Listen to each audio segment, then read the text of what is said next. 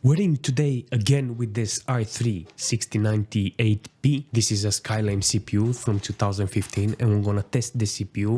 I'm gonna see how it's performing with this GTX 1650.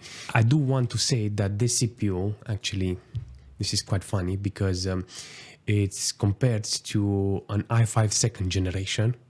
Actually, I tested like 3 or 4 CPUs from the second generation and they all perform nearly the same. And they're all under 10 pounds, you know, seriously. So I need to test a second GPU with this CPU because I want to see if it's pairable with this video card, you know, if it's bottlenecking. Last time we tested it was with an RTX, a big total mess. And now we're going to test it with this 1650. Maybe it's a match made with this CPU, who knows?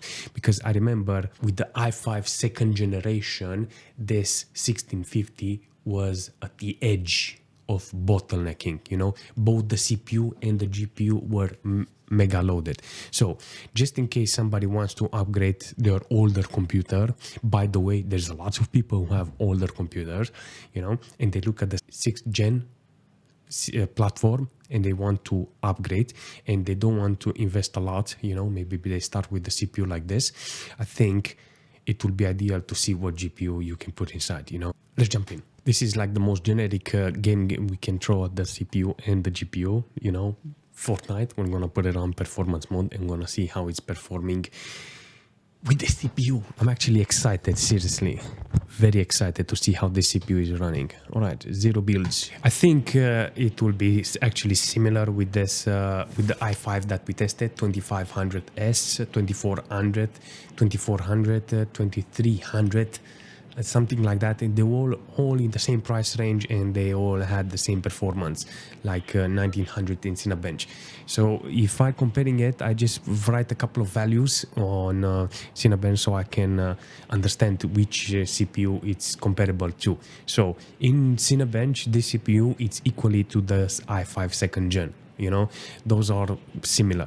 So even though it's got only 2 cores and 4 threads, the CPU can actually deliver the performance. You can actually see in the air, it's got over 100 FPS, but it's got very bad minimals, you know, and 1%.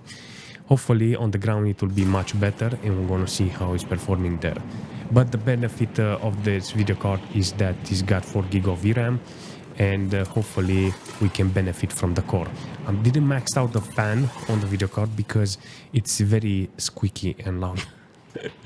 But the CPU, it's actually doing the job and I changed the cooler, and in the future I have to buy an IO because I have to put better CPUs than the one that I have previously. So hopefully I found another one with a bigger radiator and it will be much better than the original one that I had.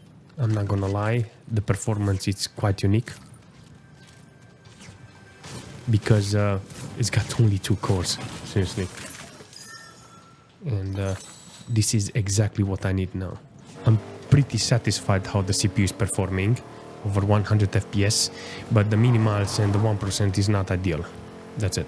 Aside from that, you can actually see the hyperthreads, how they are working. They're always maxed out. You know, so there's no point on actually butchering this CPU, you know. If it's bad, it's bad. That's it. This is how it's working.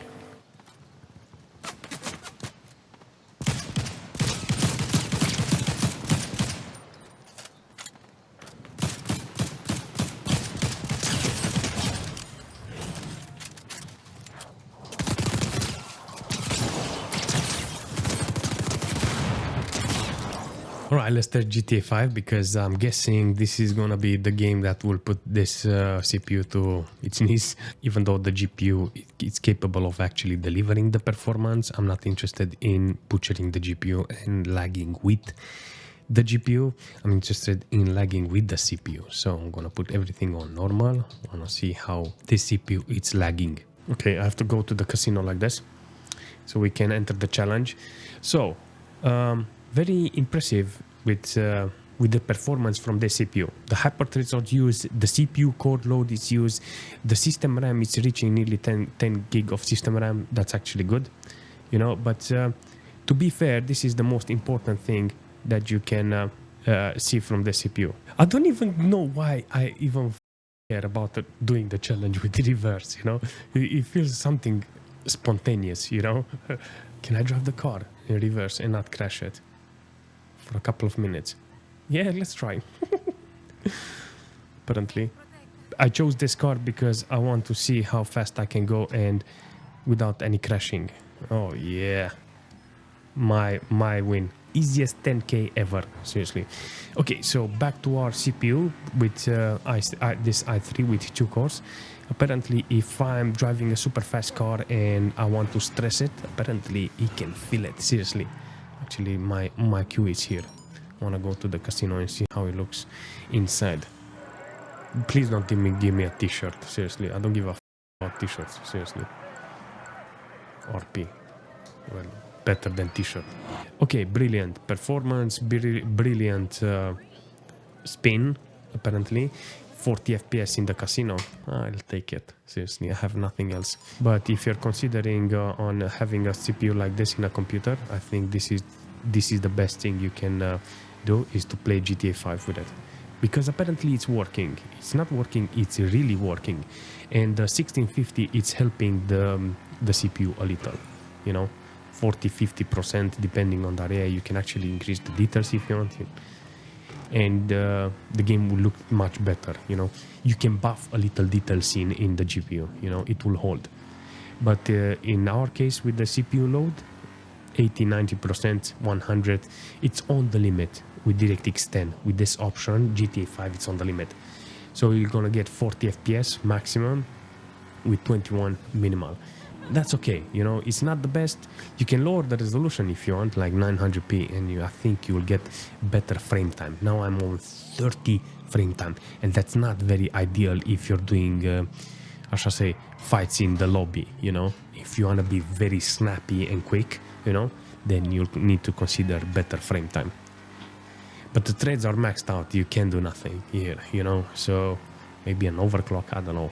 I'm not overclocking, no CPU and no GPU, but from your point of view, you can do it, and you can see the base performance from this CPU. So it's doing the job. Let's jump into Battlefield 1. We're gonna use low details because I really wanted this CPU to succeed. I don't know why. It's very cheap, it's very accessible, everybody can have it, that's it. 60 FPS with this mammoth.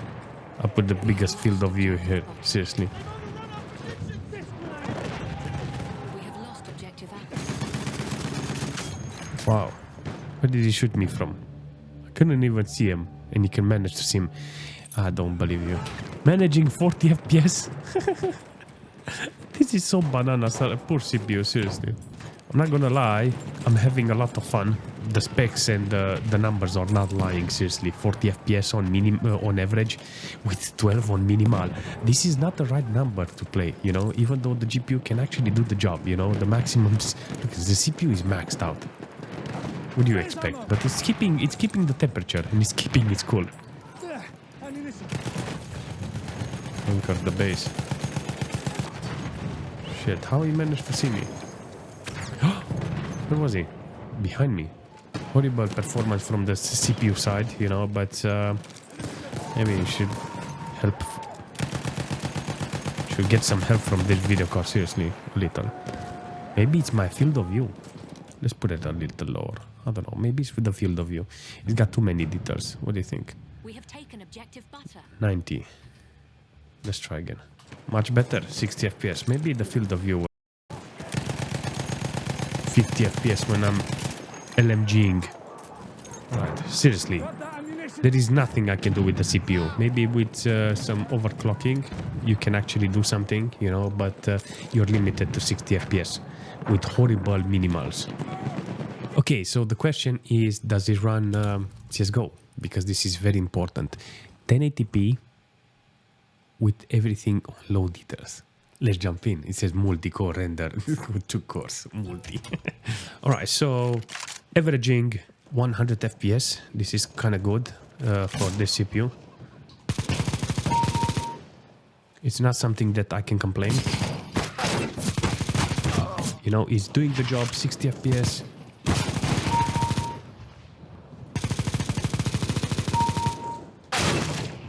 extremely good on the performance. I'm not gonna lie that this CPU is kind of bad. I don't know what's the expected performance from this, but I really like how it's working with hundreds of FPS, you know.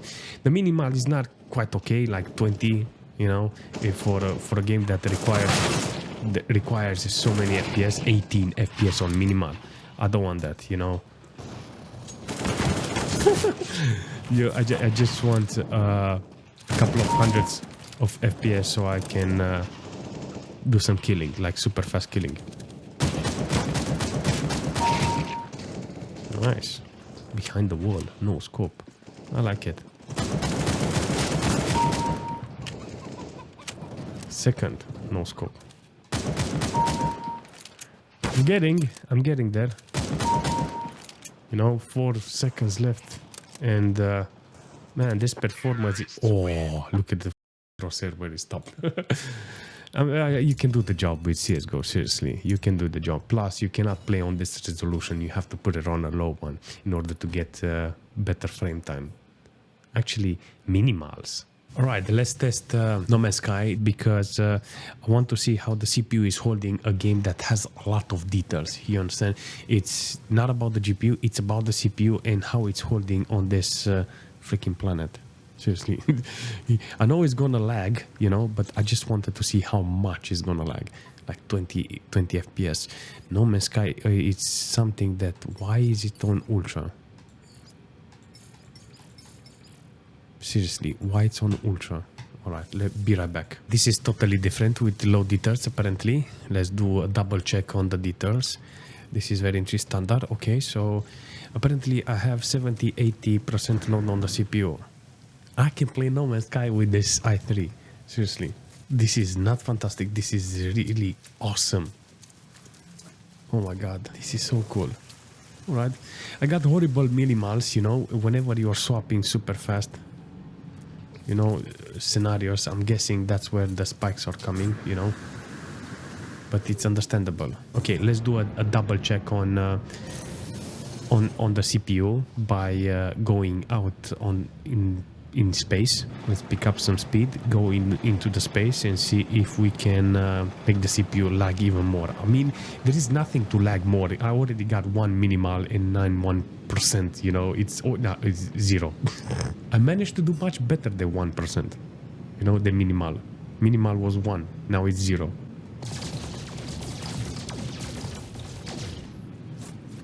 Okay, so in space, apparently I got much better FPS. I should stay more in space if I don't want to lag, you know. Look at this, 122 FPS on average with 53 on minimal. This is exactly what I need from a game, you know. 101 on 1%. Actually, this one is different. I'm actually surprised that the GTX 1650 didn't manage to... I was expecting this video card to be in a position to bottleneck, but apparently not. This i3 can easily be, how shall I say, pushed by some older video cards, you know. So if you have this video card, it's still more for the CPU. It's still an overkill for the CPU. If you want to make the computer better, just get a better CPU, more RAM, more SSD, and that's it. At the end, you can get the GPU. But overall, I like how this idea of CPU, you know, I like this i3, how it's working, considering it's a 54 watts CPU. I tested it with the best RTX video card that I have, and a GTX 1650 theoretically shouldn't be, this one should be even lower, you know, like a 1030 or a 1050, but in the future I will pay attention more on the video card that I put. But it was a good thing to see, you know. Yeah, if you want to rate my CPU, please leave a comment, smash that like button, and I will see you very soon.